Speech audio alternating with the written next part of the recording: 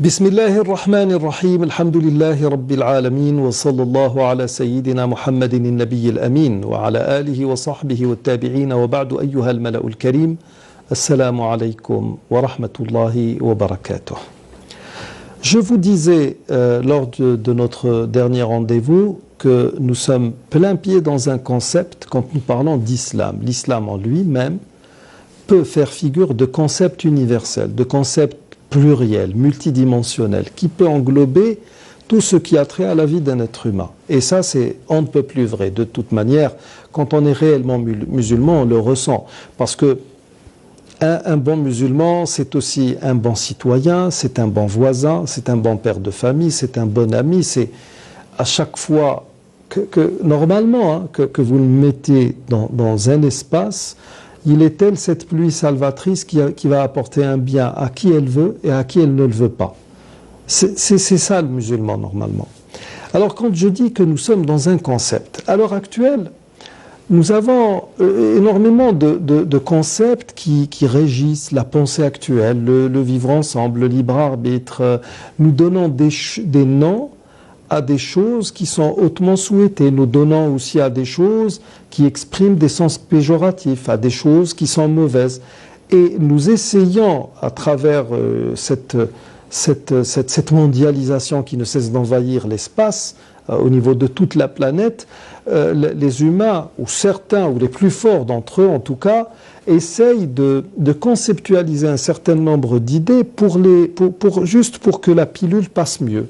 Parce que en réalité, tout ce que nous rapporte ou tout ce qui est apporté par cette mondialisation est mauvais, tout simplement. Alors, quand je parle d'islam en tant que concept,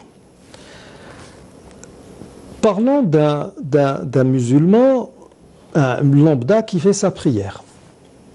Avant de faire sa prière, il va faire des ablutions. Donc, il a un rapport avec de l'eau.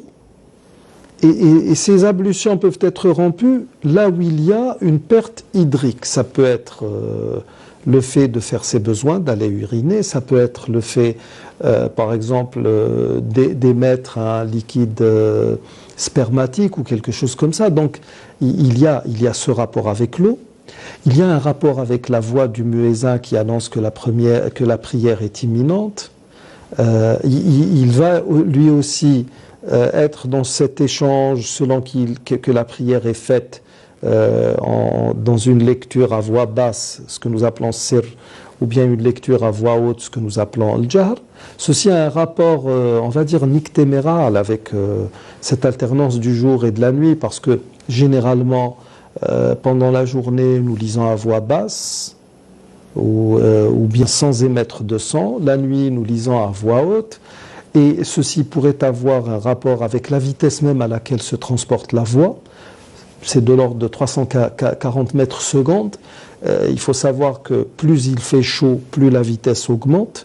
Donc peut-être que nous ne lisons pas à voix haute le matin parce que peut-être une dispersion d'ondes pourrait chambouler un peu l'atmosphère, mais nous le faisons la nuit parce que ça se fait de manière plus lente que ce qui pourrait être fait le matin. Il y a la fréquence que nous dégageons qui diffère d'un homme et d'une femme. Peut-être que c'est à cela qu'est dû le fait que les femmes ne lisent pas à voix haute, non pas parce que leurs voix sont, comme le diraient certains, awra, ce qui n'a aucun sens dans la religion de Dieu. Et puis ceci pour la prière, pour le pèlerinage, nous nous tournons vers une qibla qui, là où elle se trouve, fait pratiquement un faisceau qui va vers ce que nous appelons le Bayt al-Ma'mour, dans la voûte céleste, là où sortent 70 000 anges chaque jour et ne reviennent plus. Et ce faisceau qui est appelé mana en langue arabe et joue un rôle incroyable dans l'équilibre même de cette planète Terre. Sachez que nous sommes là dans un point que les scientifiques n'abordent pas. Pourquoi? Parce que les médias lourds et la direction même de ce monde est tenue par des gens qui veulent effacer cette idée de Dieu dans le quotidien des humains. Et à partir de là, nous ne citerons qu'un seul point. nous posons une question très très simple. Pourquoi les avions ne survolent-ils pas la Mecque? Cette ville de la Mecque, pourquoi n'est-elle pas survolée par des avions? Parce que les avions risquent tout simplement de tomber. Il y a quelque chose dans cet endroit qui ne ressemble à rien d'autre dans le monde. C'est quelque chose de spécial.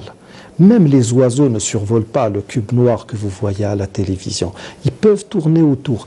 Mais là encore, nous parlons d'objets volatiles ou volants qui ne pèsent pas très très lourd.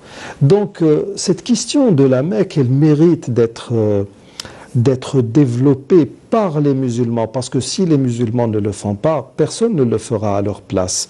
Donc nous avons ce rapport avec cette Mecque. Cette Mecque, une fois par an, va connaître une affluence incroyable. Les gens du monde entier vont venir là-bas, vont tourner autour, graviter autour.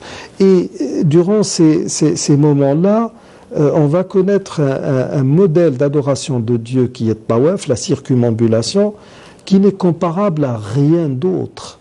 C'est-à-dire que nous sommes dans une manière d'adorer Dieu qui est plus que primitive, qui va se connecter autant aux végétaux qui observent ce tour, allant dans le sens contraire des aiguilles d'une montre, mais que nous allons aussi voir dans l'infiniment grand. Tous les astres du cosmos observent cette gravitation qui va dans le sens contraire des aiguilles d'une montre. Et puis, autre point très très important aussi en relation avec ce fameux cube noir, c'est que pendant cette période du pèlerinage, nous avons cette manière d'adorer Dieu, de commencer les rites du pèlerinage par un tawaf, mais nous allons aussi faire des choses qui nous renvoient une réflexion sur les cultes que nous observons. La prière que nous observons, est-ce une finalité en soi? Est-elle une finalité en elle-même? Ou est-ce tout simplement un tremplin, quelque chose qui est censé nous projeter vers autre chose? Et même, quand bien même elle nous projetterait, s'agit-il d'une projection spirituelle ou est-ce quelque chose qui doit jouer un rôle d'ordre sociologique, tout simplement, ou sociétal? Nous savons par exemple que la veille même de Arafat, nous allons aller vers la mosquée de Namira, nous allons faire nos prières, les 5 prières, en écourté, bil qasr, mais pas en les regroupant. Le lendemain, nous allons, avant même d'aller vers le jour même, le point culminant du pèlerinage, le Hajj Arafat, le pèlerinage c'est la station à Arafat, au moment même où nous allons aller vers le mont Arafat ou vers cette place délimitée qui constitue Arafat, nous allons faire notre prière du midi et de l'après-midi, Dhuhr wal Asr, en abrégé, c'est-à-dire écourté, bil qasri wal jam', et en les regroupant. Pourquoi? Pour rester dans l'intimité avec Dieu jusqu'au crépuscule. Ce qui nous donne une idée sur la prière elle-même que nous pratiquons. Il faut réfléchir là-dessus. Quand je vais dans une mosquée faire ma prière, est-ce que j'ai tout accompli de ce qui a trait à la religion? Parce que nous avons beaucoup de nos co-religionnaires qui vous disent « Écoutez, soyez sérieux. » Ça, c'est un manque de respect vis-à-vis de Dieu. Quoi que vous fassiez, si vous comptiez les bienfaits de Dieu sur vous, nul ne pourrait les dénombrer. Ça n'est pas possible. Et à partir de là, le pèlerinage en lui-même nous ramène à une réflexion sur les cultes, sur le cultuel, sur tout ce qui a trait à ce que nous appelons les ibadat ou sha'air. Est-ce qu'il y a une vocation derrière tout cela? Nous savons à travers le Coran qu'il est dit wa aqimis salata inna salata tanha 'anil fahsha'i wal munkar. Accomplis la prière, car la prière détourne de la turpitude et du blâmable. Ceci veut dire que je suis dans une logique qui veut faire de moi un bon être humain. Pas uniquement un bon prieur ou un bon adorateur de Dieu. Ça ne suffit pas. Ce qui est souhaité justement, c'est d'aller vers ce qui peut transcender l'humanité, par ce qui peut faire de moi un être, une entité, un élément, ipsilon, qui mérite le titre d'être humain. Sinon, la religion n'a pas de sens. Maintenant, si nous allons vers cette humanité, Si nous allons vers quelque chose qui peut créer ou qui peut donner naissance à un contrat social qui fasse que la vie ici sur Terre soit agréable, là nous sommes plein pied dans le concept.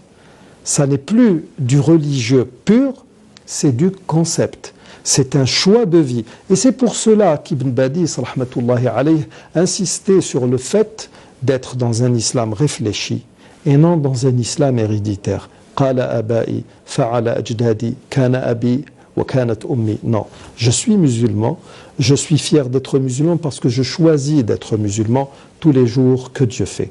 Nous arrivons au terme de cette émission, je vous remercie de l'avoir suivi. Wassalamu alaykum wa rahmatullahi wa barakatuh.